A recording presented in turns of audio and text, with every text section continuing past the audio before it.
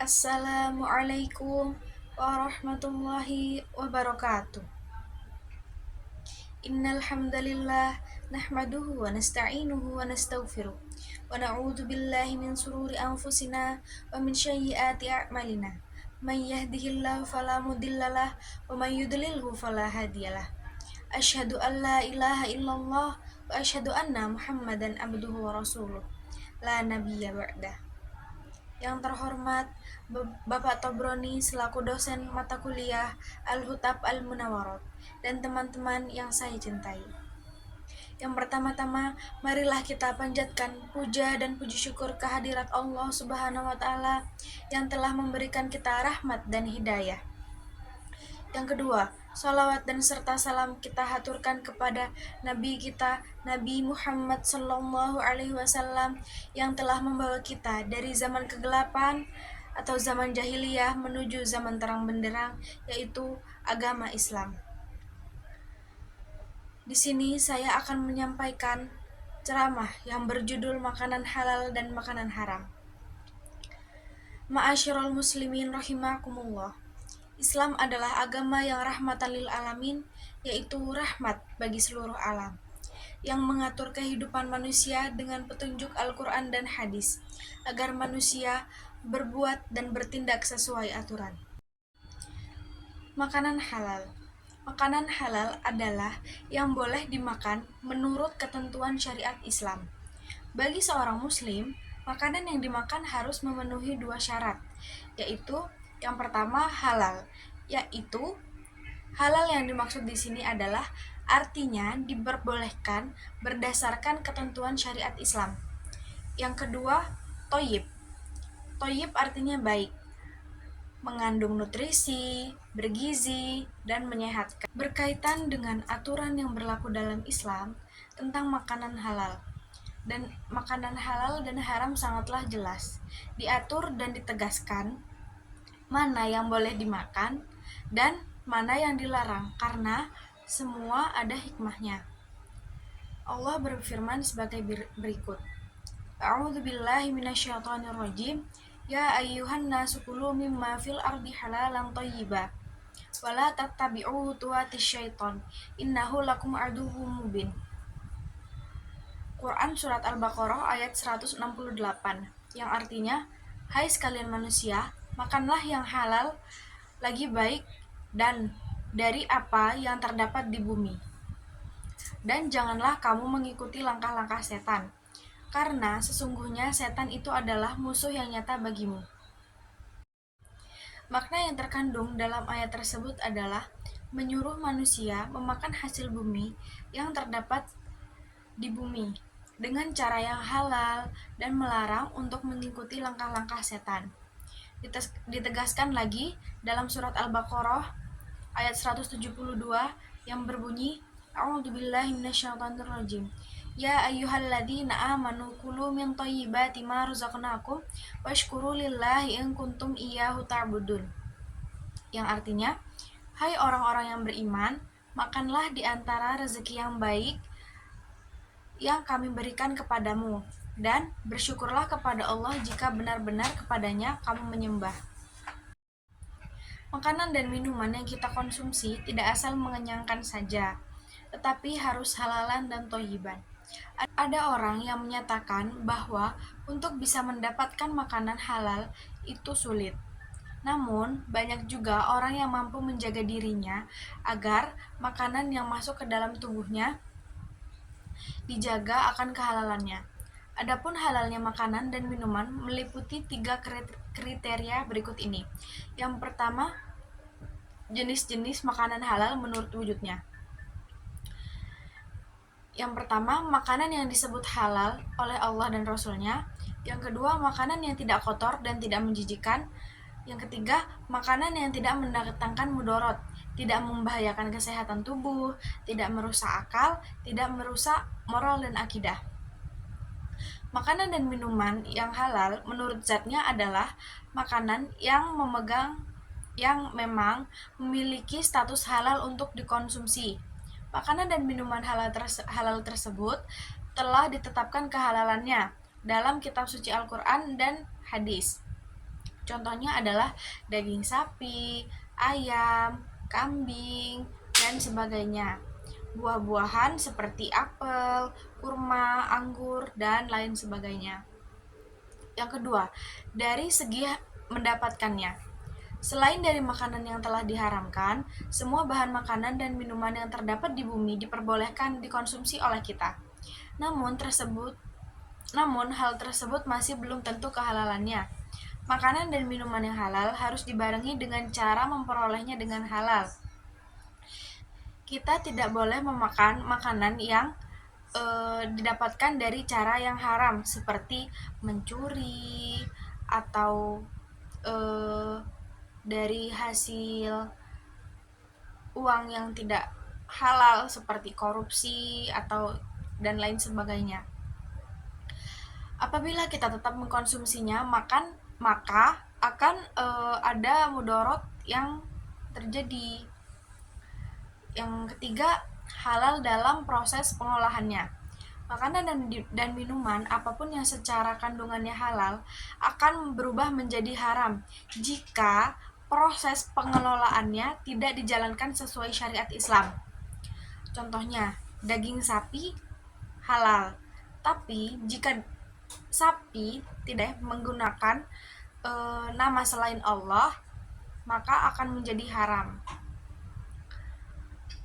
Seperti itu. Adapun makanan-makanan yang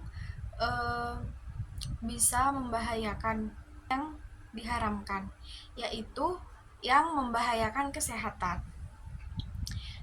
Yaitu makanan yang membahayakan kesehatan, yaitu apapun jenisnya apabila ada zat atau kandungan yang mengandung sesuatu yang membahayakan bagi tubuh, seperti daging babi dan daging anjing.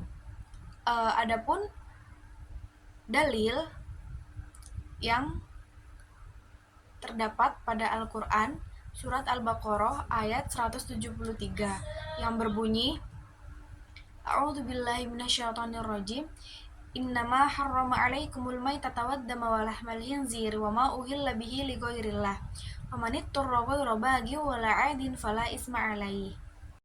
Yang artinya, sesungguhnya Dia hanya mengharamkan atasmu bangkai, darah, daging babi, dan daging hewan yang disembelih dengan menyebut nama selain Allah. Tetapi barang siapa yang terpaksa memakannya bukan karena menginginkannya dan tidak pula melampaui batas, maka tidak dosa baginya. Sungguh Allah Maha Pengampun, Maha Penyayang. Ada kisah dari ulama di tanah Arab yang setiap doanya selalu dikabulkan oleh Allah. Suatu hari, ulama itu pergi ke kota untuk membeli kurma. Ketika penjual kurma sedang melayaninya dan menimbang kurmanya, dia melihat ada satu kurma tergeletak di dekat timbangannya. Dia pun mengambil dan memakan kurma itu, karena mengira bahwa kurma itu adalah kurma miliknya yang jatuh saat proses penimbangan. Menjelang beberapa hari setelah kejadian itu, dia tak merasakan adanya perubahan. Hanya suatu ketika dia sedang berzikir, di belakangnya ada suara-suara goib yang sedang bercakap-cakap membicarakan dia. Kau lihat lelaki tua itu? Dia adalah lelaki yang dulunya selalu dikabulkan doanya oleh Allah. Tetapi sekarang doanya tidak akan dikabulkan selama 40 hari karena dia telah memakan sesuatu yang bukan haknya. Mendengar percakapan itu, lelaki alim itu langsung bingung dan mengingat makanan apakah yang sekiranya telah masuk ke dalam kerongkongannya yang bukan haknya. Maka dia ingat akan kejadian buah kurma itu. Setelah itu, lelaki ini langsung kembali ke kota dan mencari pedagang kurma yang dulu. Namun sayang, begitu tiba di sana, pedagang kurma telah berganti, bukan lagi orang yang dulu melayaninya. Begitu dia memberi penjelasan, baru tahulah dia jika pedagang kurma yang dulu telah meninggal dan kini anaknya yang meneruskan. Maka Dia pun segera menceritakan perihal yang menimpa dirinya. Sang anak memaafkan dan mengikhlaskan kurma itu. Tetapi ternyata ahli waris dari pedagang kurma itu bukan hanya satu orang, melainkan 7 orang. Maka pergilah laki-laki itu menemui satu persatu ahli waris sang pedagang kurma. Setelah lengkap, semua ahli waris memaafkan dan mengikhlaskan beliau. Beliau tampak lega. Sambil menuju perjalanan pulang, terdengarlah kembali percakapan goib di belakangnya.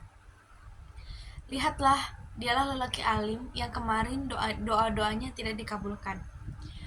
Tetapi sekarang Allah sudah mengabulkan doanya.